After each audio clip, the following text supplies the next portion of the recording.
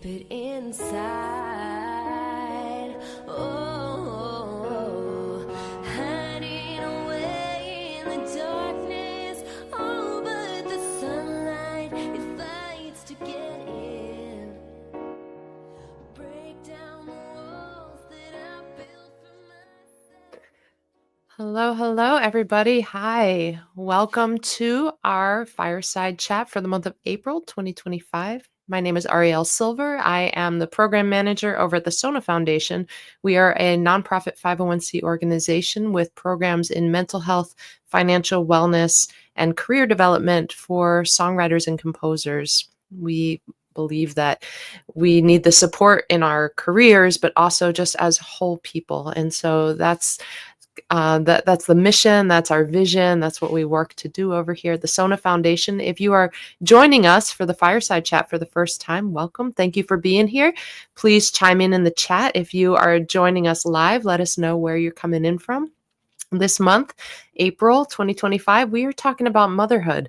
This is the second time we've done this topic. The last time was a year ago. It was a really great conversation. And already today in the pre-conversation, I guess we've already had some wild conversations. There are so many challenges and it's just, there's a lot of vibrancy. I think this is going to be a really great conversation for you. So if you are a mother, a stepmother, an aunt, somebody who mothers, someone who is mothering others, and also, if you are a father, if you are a parent of any kind, we hope that you will say not only where you're coming from, but what your role is, and feel free to share your experience and ask any questions in the chat over the course of this show.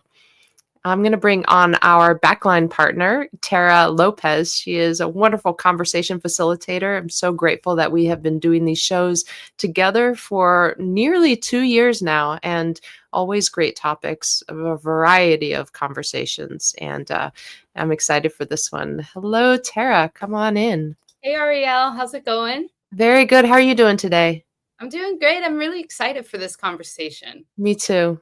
Yeah. In fact, I'm so excited about it. I'm just going to pull myself right off of the screen so we can get to it. Take it away, Terra.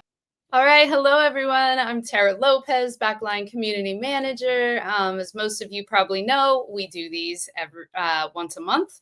And Backline is a resource hub for the music industry. We provide mental health and wellness resources to everyone in the industry and their family members.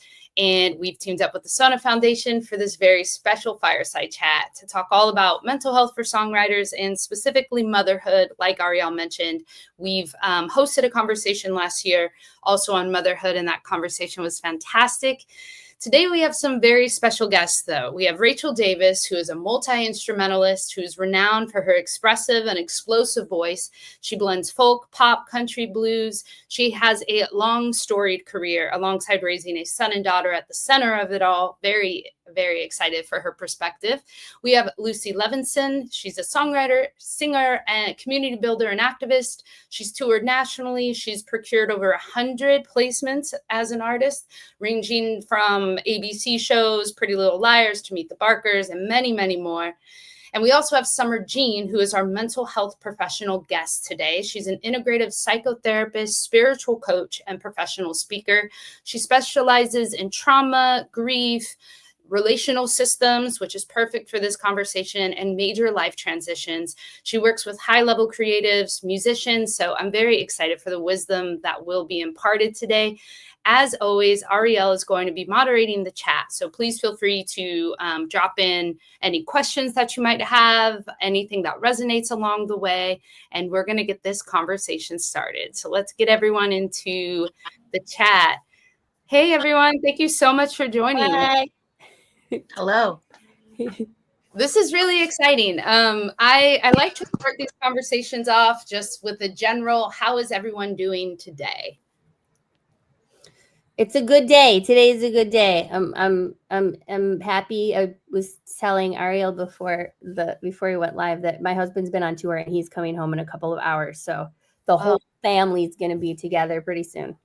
Oh, what a wonderful feeling that must be. Very exciting.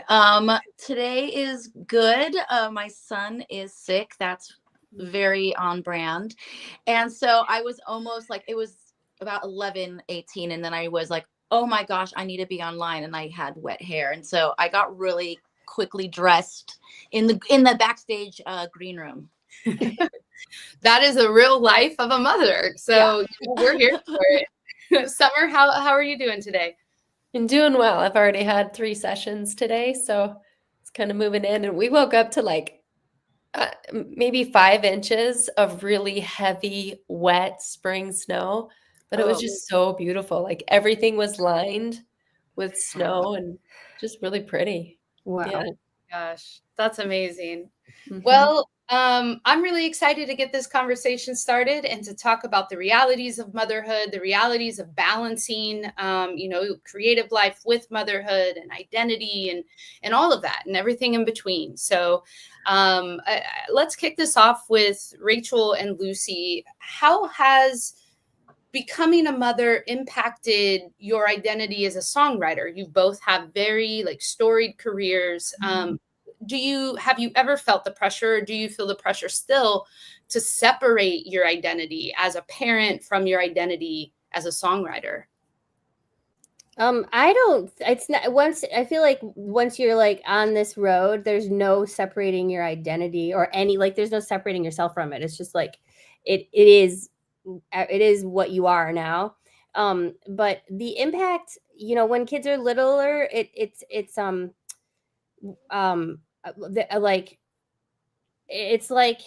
like mother, or like parenthood is like this like class 5 whitewater rager, and like your creativity is like this little like inflatable raft that's like full of holes, and you're like trying to like go down the stream, and you're trying to keep it inflated on this little flimsy thing, and like sometimes you got to like forego the steering the raft and just like go with the flow while keeping the creativity raft afloat, and it's just like you figure out a balance.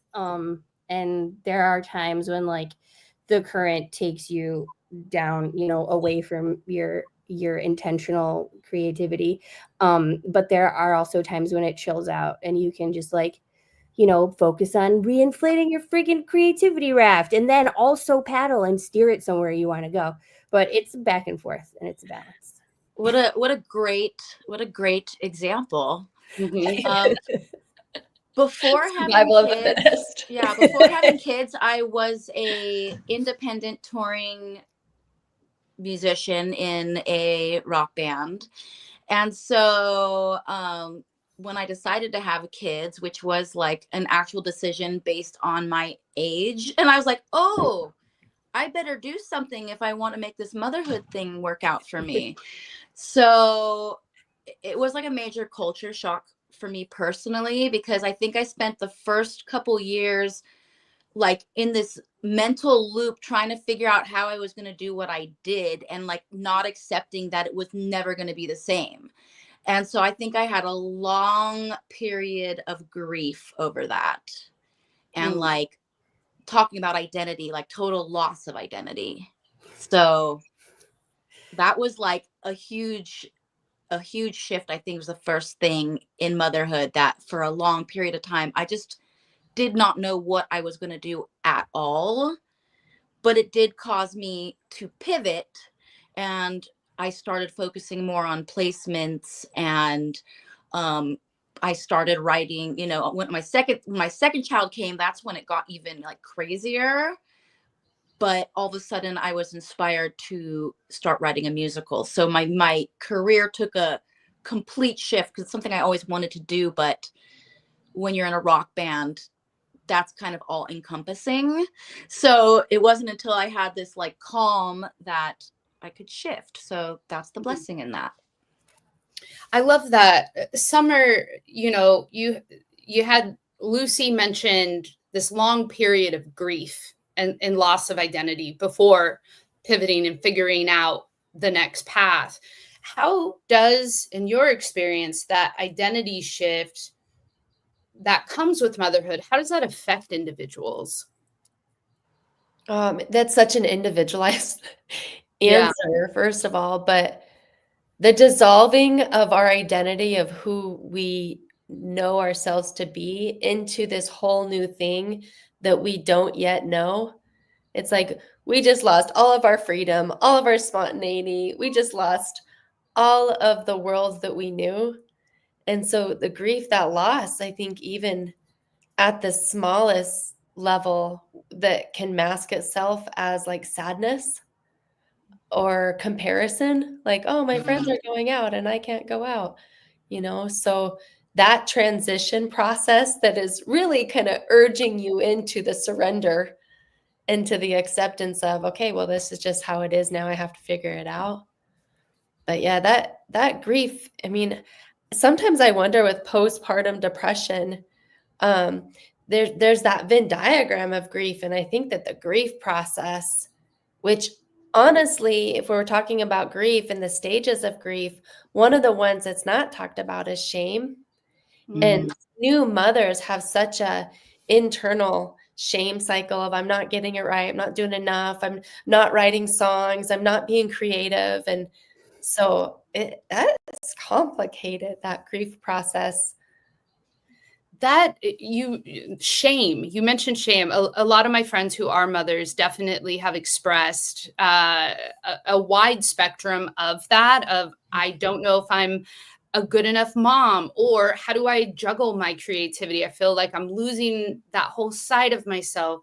Lucy, Rachael, did you ever kind of deal, and how, if you did, how were you able to kind of get through that process of shame? Or Lucy, you mentioned that grief. How did you kind of work through that? Go ahead, Lucy. Okay. So do I look like the one with the shame here? Okay. You're right. Nailed it. No, I think one of the things, if we're saying grief, if for me, maybe intertwined with yes, am I doing enough for my child? But B, the shame of not fulfilling whatever I thought my destiny was, not fulfilling to wherever I thought I was supposed to be. So like a shame, or like a feeling of not having success, instead of shifting what success looks like, which you have to do. Yes. Where that's there is definitely like the loss of identity, and like the trying to figure out, because like the parenting process is very creative also. And so it's like all of that energy that I had to create art and music suddenly was like all going someplace else. And it's definitely like, like feeling like I was letting down my younger self, who had all these big plans, and not knowing how this new role was gonna how it was gonna roll out with being a creative. And it was really hard. And like, I mean, my husband's also a musician, and so we could, like, when the kids were little, when our son was really little, we could all go out together, and it was kind of like, really, it was, we would go on tour together. But like writing music, like I feel like I stopped becoming a songwriter when I had children. Like I haven't been a regular songwriter as long as I've been a mother. It's just like it takes so much time and space and thought that, like, that just gets sapped with all of the other things that you're held up to do. And like I haven't really made a record of my own in a ridiculously long time. And only recently, my kids are older now. Like our son is going to be 18 this year, and our daughter is going to be 10. And so I can feel a little bit coming back, like I can feel it coming back in, and just recently started like getting the bug, and like staying up and sitting on the couch and playing ukulele and writing tunes. And something has happened that I didn't expect, is that my children are really excited and supportive of seeing me do that. And like it never occurred to me that that was something that was important for them to see also, until really recently. And I wish I'd have known that sooner. And so there's like that also, that kind of ties back into shame too, that like, I wish I had figured that out sooner, because I maybe would have made another record before now, in the last 10 years. But that's something that has recently popped up. It's like, it's important. I realize it's important for them to see me doing that, or being that creative person. And so that's given me like a whole different, like now it feels like a mother responsibility, to like show them that like it's okay to be creative, or that you can be creative while also being, a functioning domestic engineer. And I'm just realizing that, like, this year, really. Wow. What a powerful realization, and also great advice for folks who maybe are just about to start their journey, and of letting your children see that whole creative side of you, and integrating that in your day to day. Yeah. Summer, we talked about grief, we talked about shame. What are some other common, maybe emotional challenges that new mothers face, that often maybe aren't talked about enough? Well, first of all, the insecurities that come up. I think that there's an umbrella term that we use called anxiety. So the big ones, umbrella terms being anxiety, depression, but it's really, how do we compensate for the insecurities and the not knowing yet? So depending on if it's your first child, second child, third child, I've had 4 kids, and each one is so different. Having 3 kids is different than 1 kid. So it's all a new learning process, but how we deal with the insecurities comes out in different ways of how we maybe micromanage or control, or where our fears come up, And it's just so interesting what our mind and habits do with that, how we compensate for that. And then, the obvious thing that we have to talk about is sleep deprivation. Yeah. And how we manage that, especially if we're talking about creativity. And we literally, my sister and I used to joke that, the mom brain, we call it placenta brain, that every child that I had, like 4 kids later, part of my placenta, like my brain was taken out with the placenta. And so it's like you're learning sleep deprivation, and you don't have all of your brain working together, and then you've got their insecurities or anxieties that you have to compensate for in some way, whether that's control or micromanaging others, or The sleep deprivation is insane. Okay, Yeah. so how do y'all do it, or how did you do it? What's some advice? Because honestly, my partner and I, that's a big reason why we're leaning towards not having children, simply because of that. We're like, how do folks function, let alone create?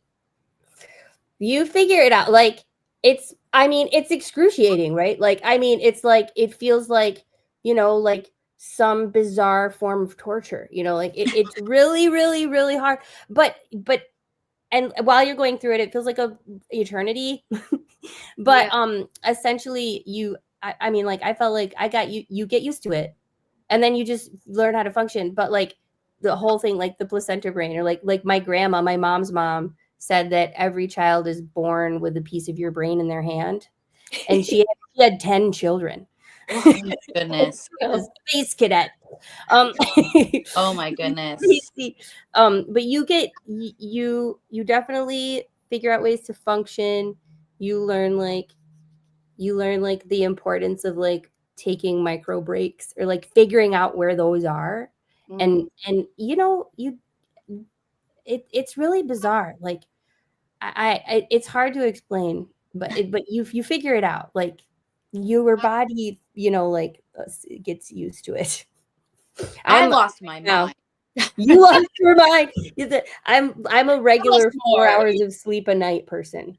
Like now. It's one of those things that you don't really know until you know. And Yeah. so each child is so different. You know, you might have a baby that just sleeps 8 hours without waking up. Or you might have a baby that doesn't sleep at night and only sleeps in the day. You know, so the point is that you don't know until you know, and then you figure out the routine and the schedule from there, because we're designed for survival.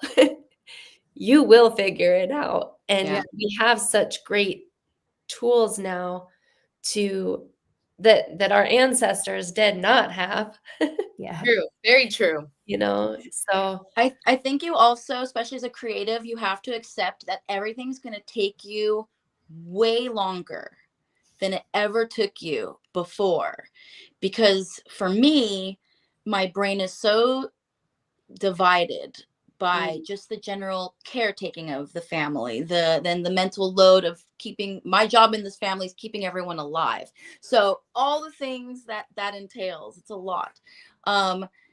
So it's just like you're so scattered that it's, you know, you just, to get to that creative moment where you've taken care of this and this and this enough that your mind is clear enough to now work on this.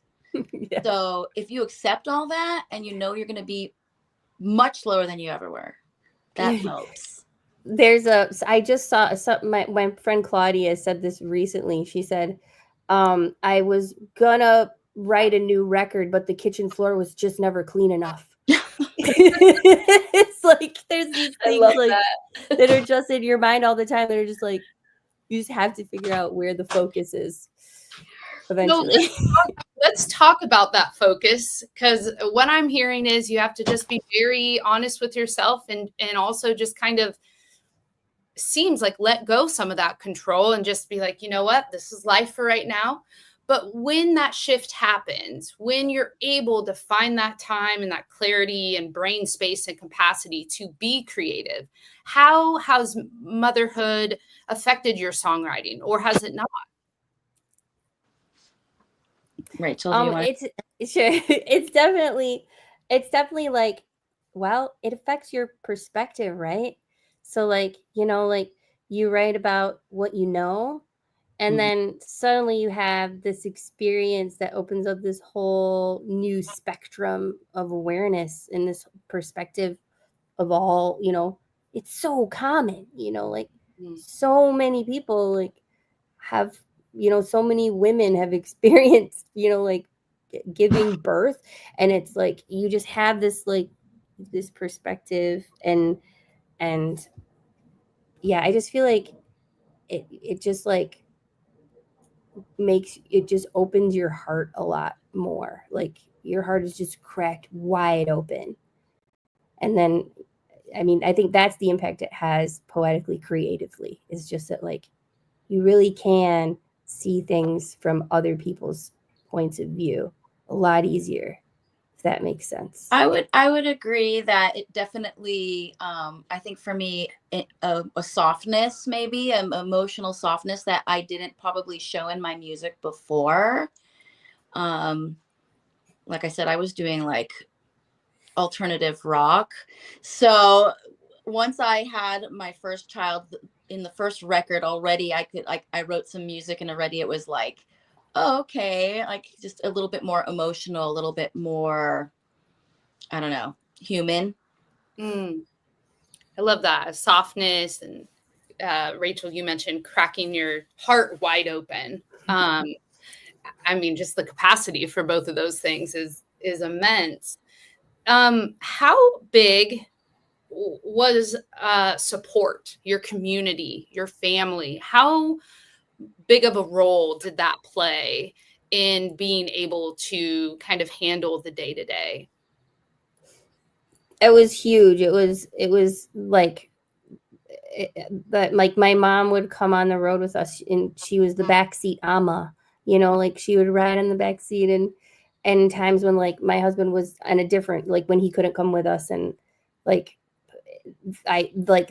I was so lucky to have just this vast community of support, and I probably wouldn't have been able to keep doing, you know, like keep touring if I hadn't had that. it's just like, it's very important. That I think would be the only way you can tour. I never attempted to tour ever again since I've had children. But I do have a lot of family around that's able to help me with taking care of the kids if I have opportunities, co-writes, recording, sessions, things like that. So I definitely am able to have some help. It'd be great to be able to have more. Like, we live in a world where everybody works. So even like some of the grandparents are still working. So we don't have that, what you would hope to have with generational, have the help with the, the grandparents at home, but everyone's out here hustling. So True. So true. Yeah. Summer, in your experience, what support systems are most helpful for mothers and parents in general to maintain that balance, that mental health? Yeah, I kind of think of it within like layers. The outermost layer being like the acquaintance support, Mm. where we like peer groups that are like, new mother groups that go for walk every Wednesday with the strollers. It's like we have outer layer all the way to the inner layer, which is the emotional support. And so the emotional support, if it's not coming from maybe a partner or somebody close within your family system, then that's super critical to find. And then also kind of, that's the innermost support system, and kind of go out from there, whether it's parents, your siblings, sisters, brothers, other people that in your friend group that understand the creative part or the music part or the parenting part, so it's like you got to kind of think of the layers and how you're hitting all of them for an overall well-being, Mhm. an overall system network of support. I love that. Mhm. Rachael, Lucy, what did you do to try to find that balance and to, were you able to take moments to prioritize your self-care and mental health? And if not, today, are you able to? What would you, I guess, that's a part one of the question. And then part two is, what would you suggest to folks who are entering motherhood? What do you wish you knew? I guess it took a while to figure out the importance of giving yourself space and doing things for yourself, just to like get back in touch with your own sense of self. I like, my husband is so awesome, and like he was really helpful. Like, he recognized that the struggle, and so he would be like, why don't you go somewhere? Like, why don't you rent an Airbnb on a remote mountain or something? And I did that a couple of times, and it was like, the first time I did it was when like my son was 3 and I hadn't done anything for myself besides like completely immersed in this like radical experience, and it had been 3 whole years. And I did that, and I like went on this little silence retreat, or when I was like intending to like maybe write some music, but I ended up just like sitting outside and like staring up into the sky for 5 whole days. And when I went to like the grocery store to get stuff like for the week, like I didn't know what I liked, and like I like wasn't sure like what do I like what do I want to bring. That's because I'm always doing things and thinking about what other people wanted and needed. And at that at that point I was like, okay, this is really important to do this check-in, like, do not lose track of the things you like and the things that you want and need. That's so important. Sometimes go to the grocery store just for things that you want. I get, what am I hitting the points 1 and 2 of the questions? Absolutely. This is great. I can't remember.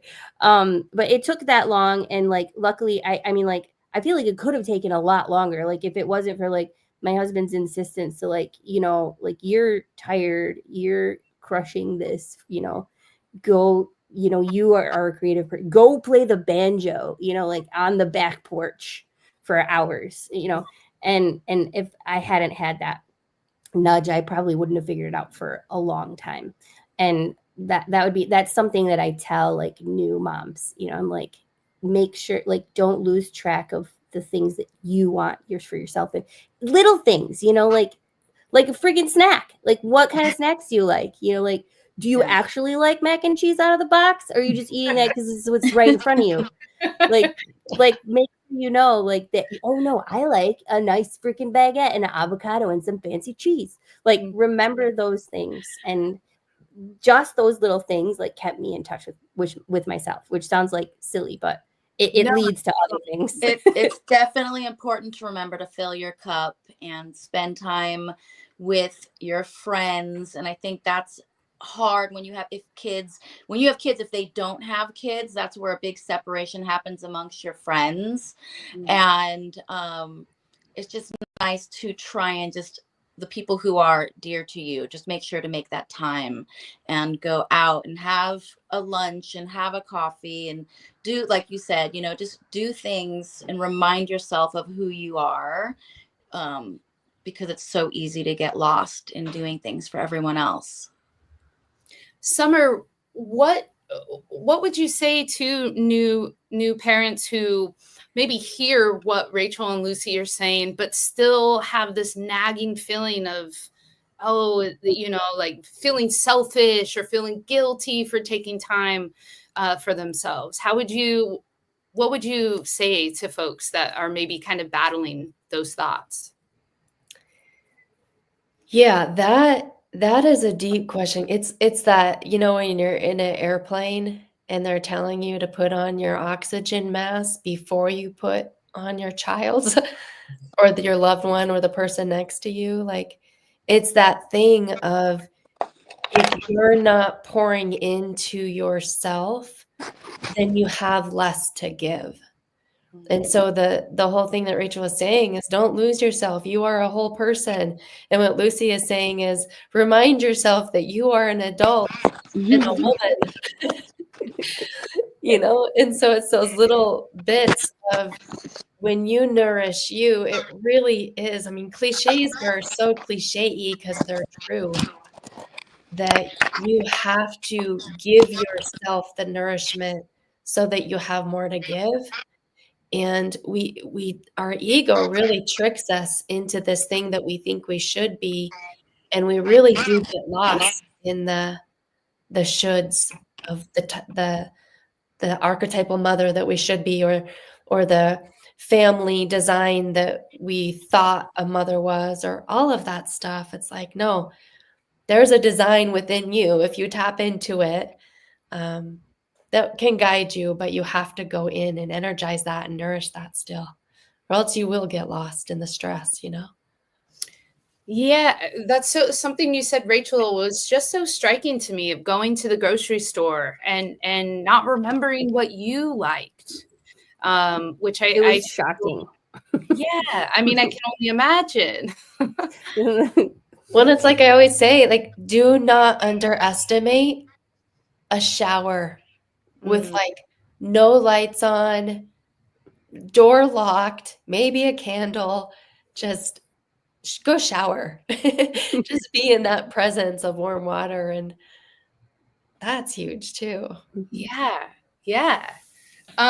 Summer, how can parents recognize the signs of burnout or exhaustion, or maybe, you know, before that moment of knowing, like, I need to just go and take a shower and just like focus on myself? What steps can they take to try to prevent getting to that burnout point? Yeah, the burnout point is almost too late.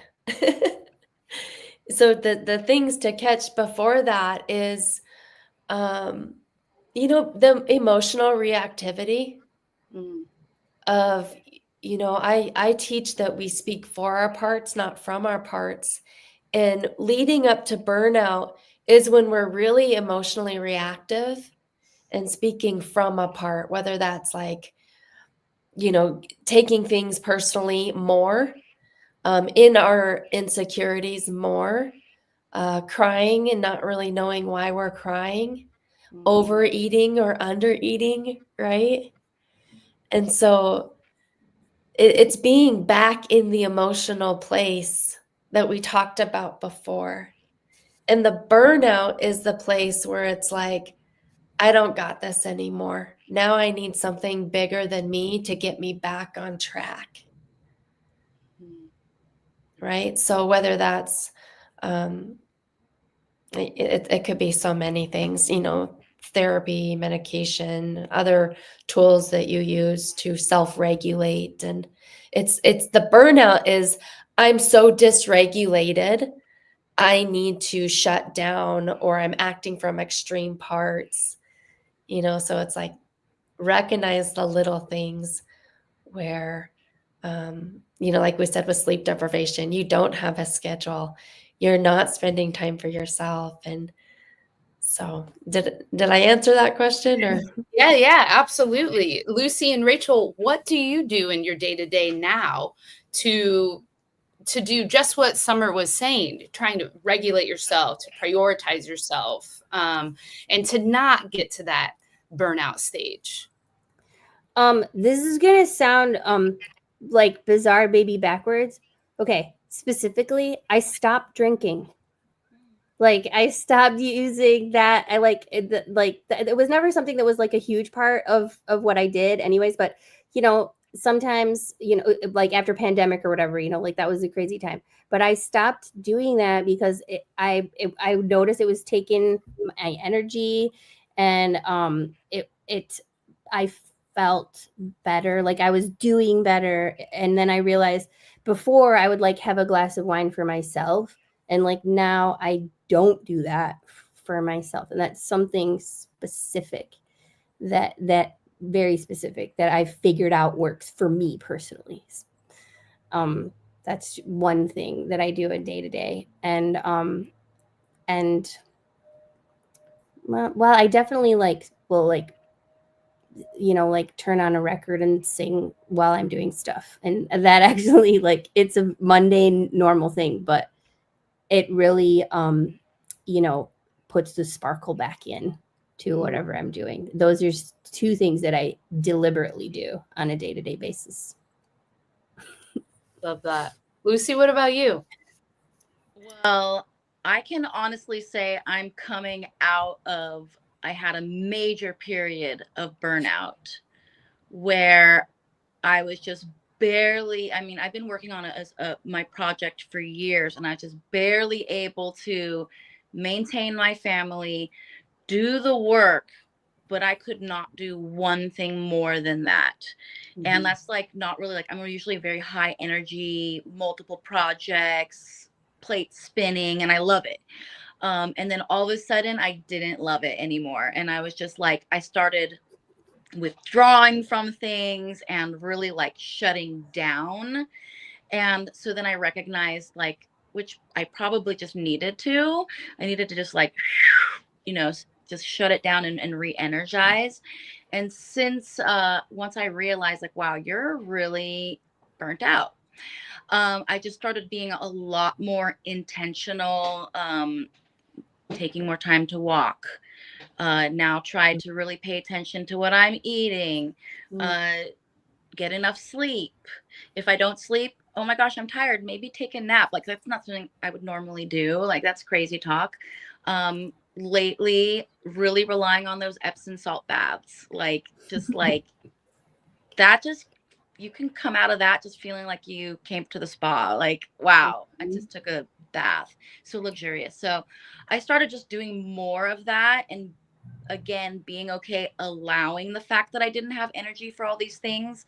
I don't want to go out. I don't want to do, okay, you need rest, lady.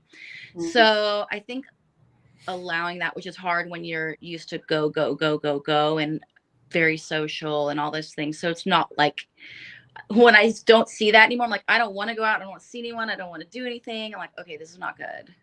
So Yeah. I think just really taking that time to take care of yourself, which we talked about earlier, like it can get easy to lose yourself in all the demands of a family. Mm. Yeah, it's energy output over and over and over, and we only have so much energy. So the burnout is saying, I'm waking up with 20% of my energy charged, and then we keep going. And it does get to a point where it's like your plug-in's not working anymore. You need a new outlet, actually, whatever it is. So we wake up with 100% energy, you know. Wow. Summer, I'm interested in knowing what you do to prioritize your self-care and your mental health on a daily basis. Yeah, that's a great question, isn't it? Constantly moving target, I feel. So I am a sound therapist. I work with Tibetan singing bowls. And one of my practices is, I just laid on my table right behind me and I did my own 20-minute bowl session with my own vibrations, or sometimes I'll record my own bowls and put them in my ears. I work with my own meditation and frequencies for my self-care, but SONA is huge. Physical activity for me is huge. And because of the nature of my job, and I'm such a high empath and sensitive to energy, on the weekends, I'm like at home. Out of 4 kids, I only have one at home, and he just turned 7. So, it's me and him, and that's the recharge time. So yeah, all of those things within the arenas of I know myself so well that I don't put out on the weekends. And part of my recharge is meditations, frequencies, sauna, working out. I love that you all kind of talked about setting those boundaries, kind of realizing, Lucy, you checking in with yourself and realizing, oh, I don't feel social. I don't want to go out. Like, what does that mean? And really, like Summer, you were talking about on the weekends, that's my time.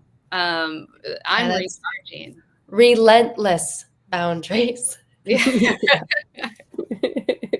I think a lot of people need to feel empowered in setting those boundaries and feeling okay, and it's necessary at times.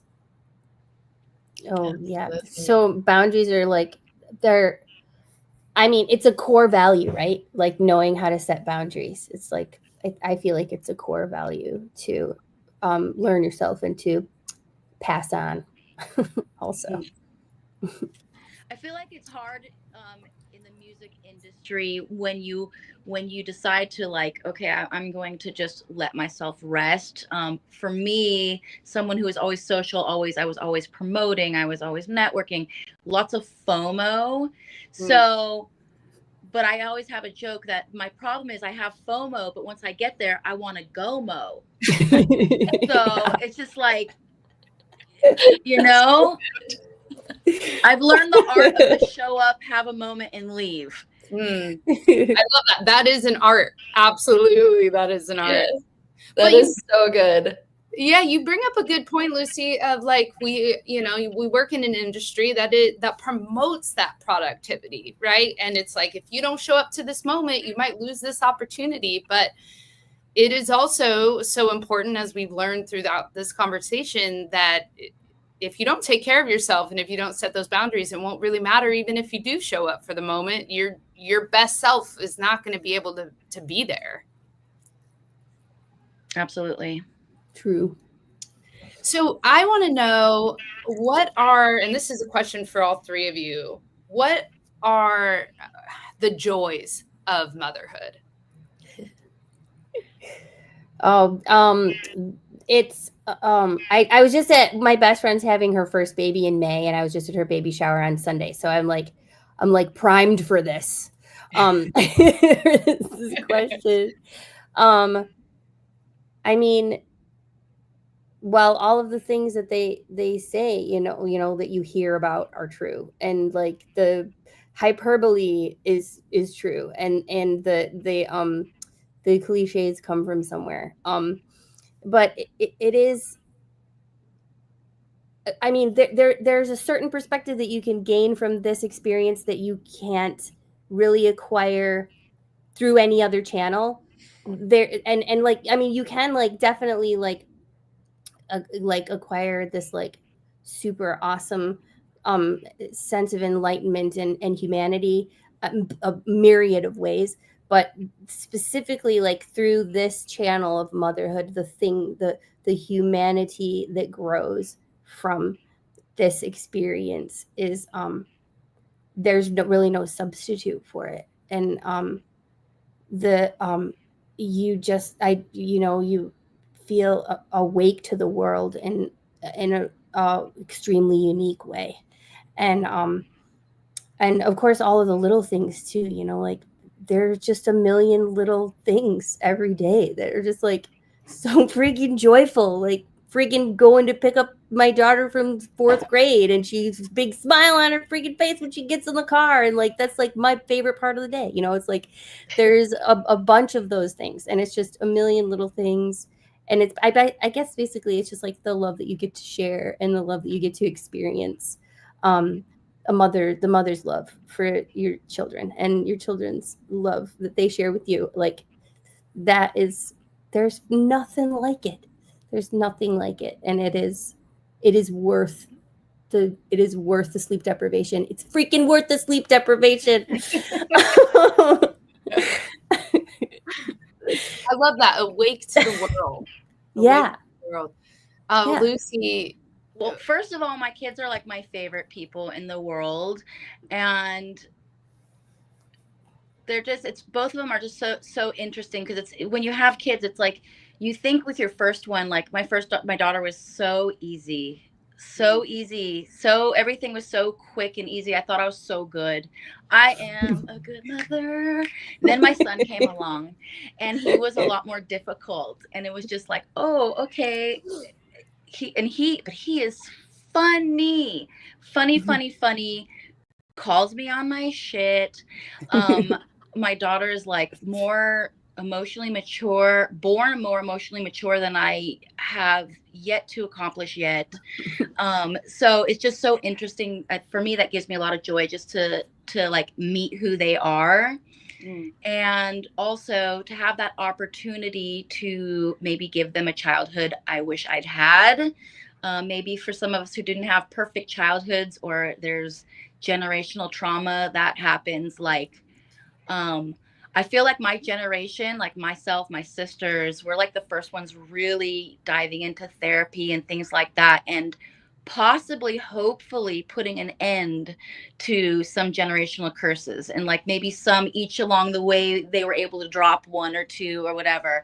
And I'm just like, oh, it's like our burden to bear in this lifetime to like really help them out so that they can just move on with clear karmic ties, or whatever you want to say.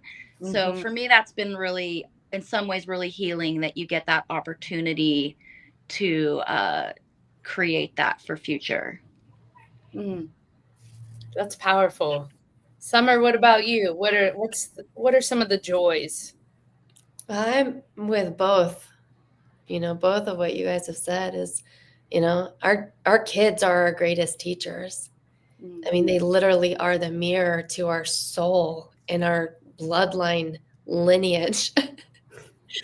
And so constantly growing. And, my oldest, I have such a vast range of young adult to little still, and they just get better and better. And when you are present with them as they become young adults, and then they call you and they're getting their things. Like, I don't know if you ladies remember this, but like when you first had a child, did you call your mom and apologize? Yeah. You're like, oh shit, I'm so sorry. I was so nasty to you. I didn't understand the love that you had, or, like all of this. And all of a sudden you have this immense amount of love and understanding. And then you start seeing your own kids go through that and clicking. Like one time my 20-year-old called and was like, Mom, check out my refrigerator. You'll be so proud of me. Those moments Um, yeah, it's just the joy just keeps getting better and better as they get older. And I can't even imagine, like my sister's a grandma. I cannot imagine that stage where you get to have your grandchild and just literally give it back when it's thrown and tired. Like hold out for grandmother stage. But yeah, they are our greatest teachers, and just the moments of all the stress, and then you just cuddle in and, you know, I love you, Mom. It's like melt. It's all worth it. Mhm. It is. God. Okay, so you may have already answered this, but last question before we end this incredible conversation is, what would you say to someone, especially to a creative in the industry? What would you say to them if they're on the fence and they're worried about some of the things that we talked about, the sleep deprivation, the loss of creativity, the loss of time, the loss of identity? Or what do you wish someone would have told you early on?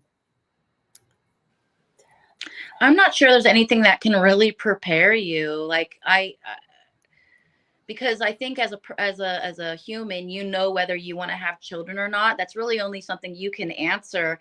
And like if you're really on the fence about it, well, then I don't know what to tell you, because for me as a musician, and I was constantly chasing my career, I knew I wanted to have children. So when I reached a certain part of my career and I go, okay, well, here I am, I don't want to miss this opportunity. So I think you just have to ask yourself, how important is parenthood to you? If it's like, I don't know, like my best friend, she's not going to have children ever. And she's like, she'll always be like, she was always on the fence. And then she tells me, you don't make it look easy. I was like, well, it's not. Yeah, if you're on the fence, then maybe it's not the right time, you know, like, and to like, you know, I've been able to be support for people who are creatives, who are like either want to have a family and like are trying to figure out the right time to do it, or they weren't planning on it, but it's happening anyway. And what I say is whenever it happens is the right time. And you just make space for it. And being on the fence about it, I think, means you're not ready for it. And if there is a point in time, like when you have that, like, okay, the clock is ticking, that means that at that point you're ready. It means that you do want to take that step. Like there will either be a moment when you're like, okay, I'm ready for this, or you are like, yeah, I'm not going to do that. Like, that's not something I see in my life. And both things are totally valid and wonderful and awesome. I 100% always like totally understand the people that are like, I don't want kids. I'm like, I get it. Me too. I get it. Yeah, that's valid. Like, I totally.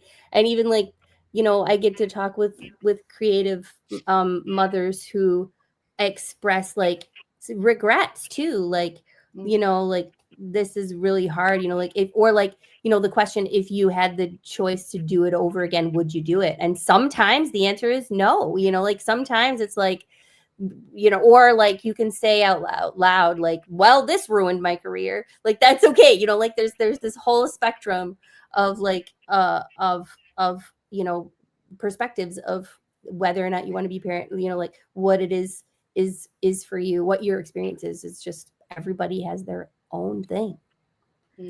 I think if you're truly meant to do music, like, it may ruin some portion of what your career was, but you will then move in and find out, well, what can it still be? Because you're meant to make music.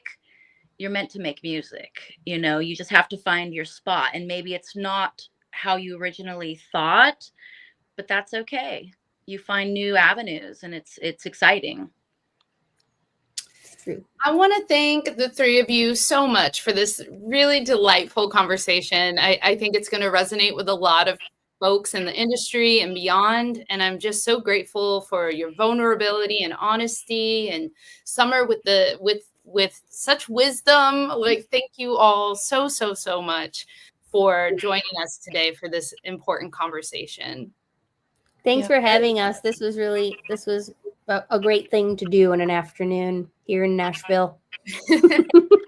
Awesome. Well, we're just so grateful, and I know that Ariel has probably written down some gems from this conversation. So thank you all so much. Thank you.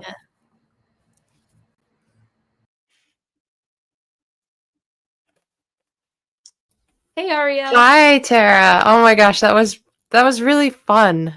Yeah, it was. It was very, very fun just hearing their perspectives and just how, individually it was just also different for each of them. And with Lucy pivoting and going into Yeah. an area of music that maybe she would never have attempted had she not had children. So it was really, really, really fun. I mean, obviously I have a smile on my face. It was a great conversation. I remember this conversation last year, and you mentioned in that conversation that you and your partner were trying to decide. Still trying to decide. You mentioned it again, and I was like, for myself, I didn't have biological children, and it was a confusing question for me. Did I want it? Did I want kids? Did I not want kids?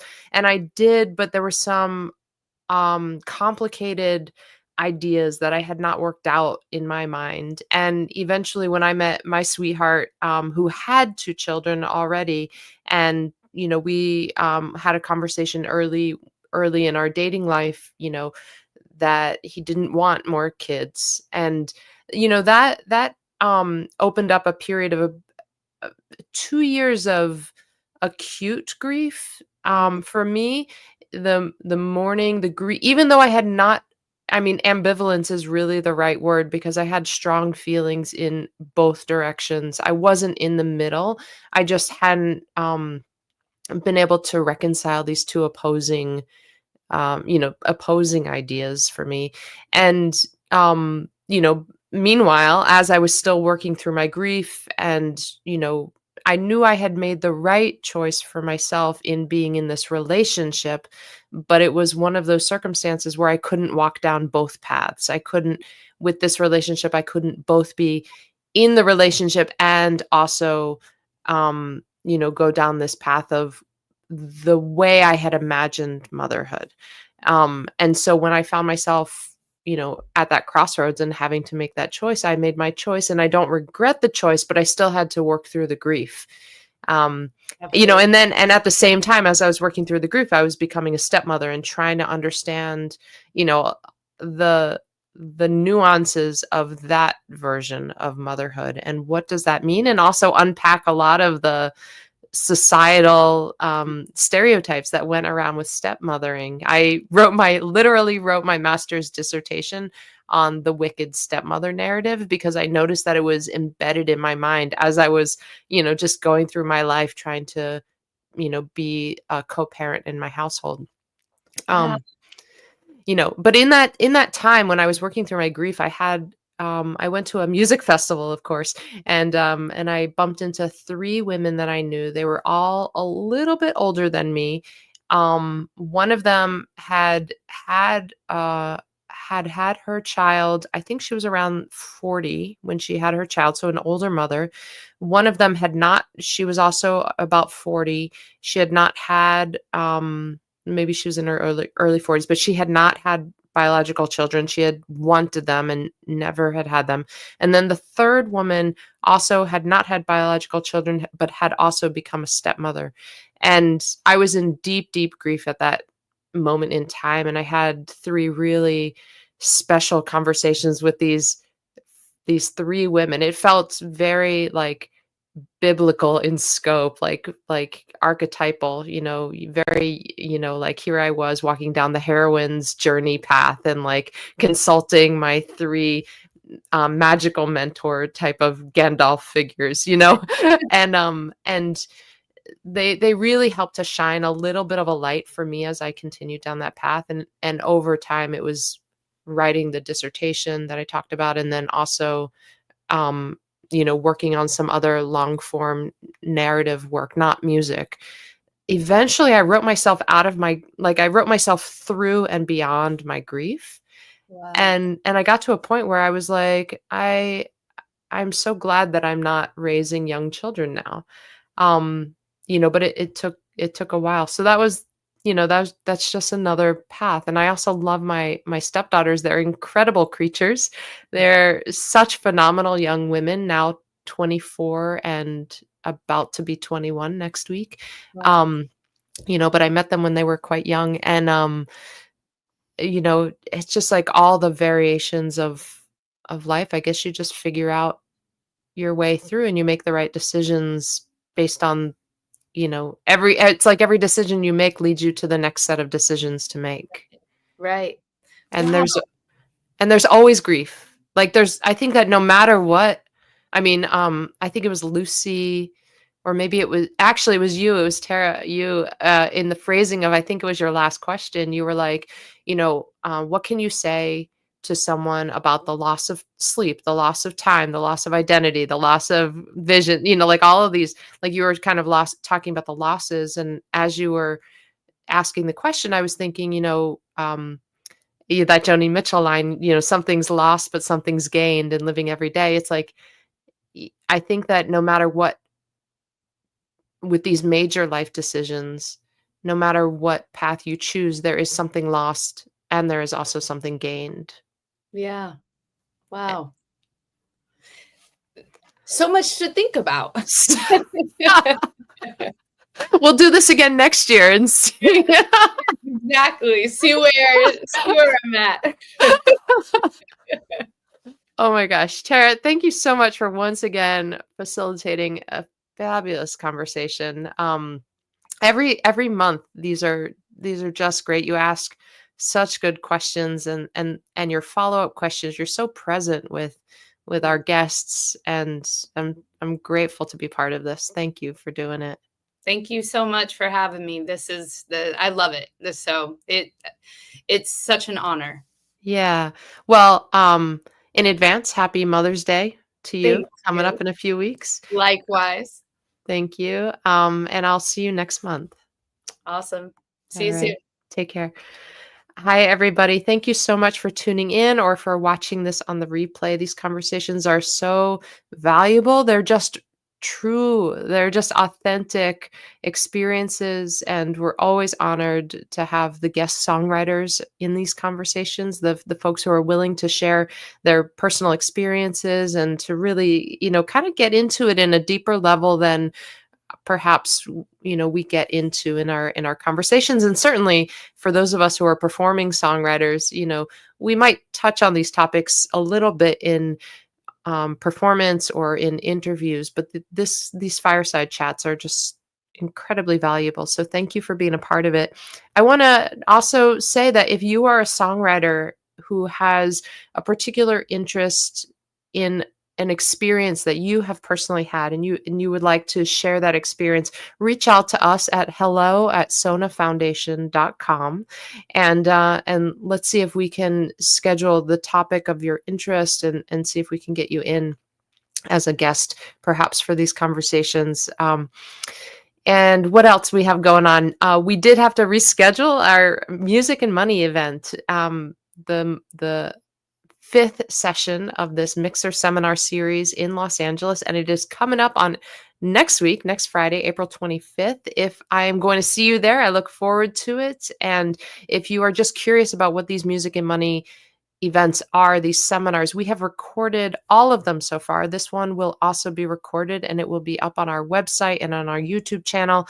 So please do subscribe to our SONA Foundation mailing list. You can find the link on our website, sonafoundation.com, and you will be notified as soon as that video is ready for you to watch. Reach out anytime. hello@SONA Foundation. Someone will get back to you. Thank you so much for being here, and hope to see you soon.